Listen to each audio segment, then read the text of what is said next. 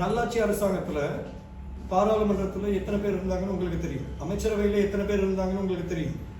சம்பள பிரச்சனை நடந்துச்சு, ₹1 அதிகரித்து கொடுக்க முடிஞ்சு அவங்களால கொடுக்க முடியல. அப்போ கூட காங்கிரஸ் தான் எதிர்கட்சியில இருந்து ரணில் விக்ரமசிங்கே அவர்களுக்கு ஆதரவு வழங்கி சம்பளத்தை அதிகரித்து கொடுத்தோம். 2017-18 அந்த காலப்பகுதி, 18 அந்த காலப்பகுதி. அதே மாதிரி தான் நான் உங்கள்கிட்ட இப்பயும் சொல்றேன். 2020 அதாவது ₹250 சம்பள அதிகரிப்பை பெற்றுக் கொடுத்தேன். 2024 ₹350 சம்பள அதிகரிப்பை நான் பெற்றுக் கொடுத்தேன். இப்போ 2024 நான் ஜனாதிபதி கிட்ட பாராளுமன்றத்தில் சொன்னது தான் நான் இங்கே சொல்றேன். ₹10 அடிப்படை சம்பளத்தில் முடிஞ்சா அதிகரிச்சு கொடுக்கும். ஏன்னா இவங்க அவரோட பிரதிகள் பண்றது ஏமாத்து வேலைன்னு எனக்கு தெரியும். ஆனால் இன்னும் மக்கள் கிட்ட அது போய் சேர மாட்டேங்குது.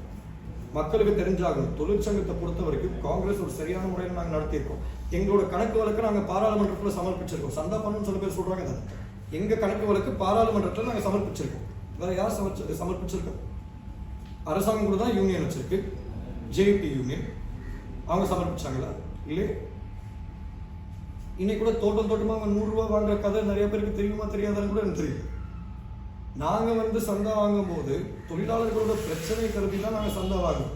எங்களுக்கு 44 ஆஃபீஸ் இருக்கு. இருக்கிற ஆஃபீஸ் எல்லாத்துலேயும் ஸ்டாஃப் இருக்காங்க. எங்களோட லாயர்ஸ் எல்லா கேஸையும் ஃபேஸ் பண்ணிட்டு இருக்காங்க. அதுக்கு முழுமையான கணக்குகளுக்கு பாராளுமன்றத்தில் நாங்கள் சமர்ப்பிச்சிருக்கோம் ஒவ்வொரு வருஷம். ஆனால் இன்னைக்கு இருக்க ஆளுங்கட்சி தரப்பினர் அவங்களால போய் முகம் கொடுக்க முடியாதனால தோட்டமாக போய் நீங்கள் ஆளுக்கு ₹100 சந்தா எங்களுக்கு கட்டுங்க, உங்களுக்கு ரோடு வீடு அதெல்லாம் வரும். அதுக்கு பேர் சந்தா கிடையாது, அதுக்கு பேர் லஞ்சம். தயவு செய்து மக்களும் அதை புரிஞ்சுக்கணும், விழிப்புணர்வோடு இருக்கணும்.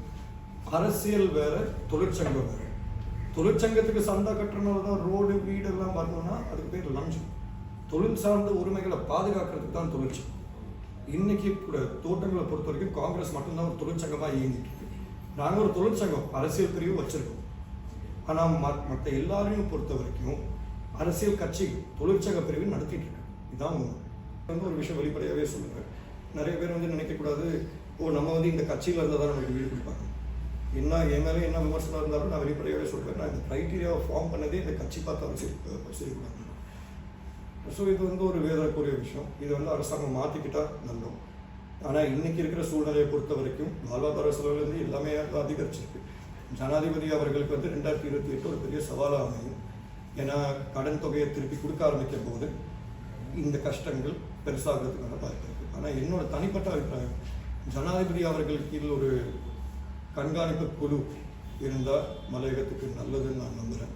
ஏன்னா இன்னைக்கு மலையகத்தை பிரதித்துவப்படுத்துகிறவங்களுக்கு மலையகத்தை பற்றி ஒன்றுமே தெரியும்.